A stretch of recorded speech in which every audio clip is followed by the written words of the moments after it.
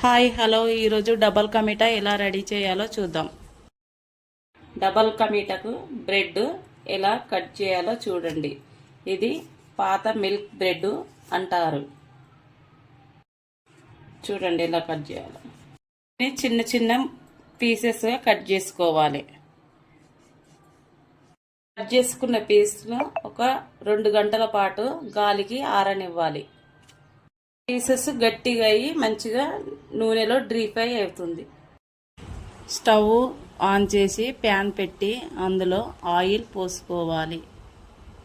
Oil ఈటెక్కిన తర్వాత bread పీసులు ఇందులో వేసుకొని బాగా గోల్డెన్ కలర్ వచ్చే వరకు డీప్ ఫ్రై చేసుకోవాలి.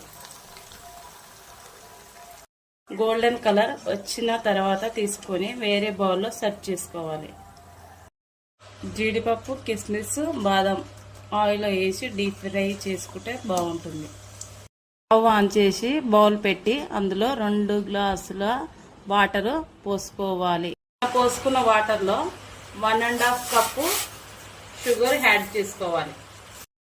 1 గ్లాస్ మిల్క్ యాడ్ చేసుకోండి.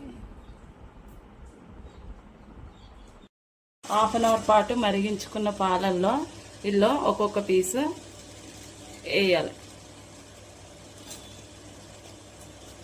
బ్రెడ్ పీసెస్ అన్నీ ఇట్లా మునిగేంత వరకు మంచిగా ఉంచుకోవాలి.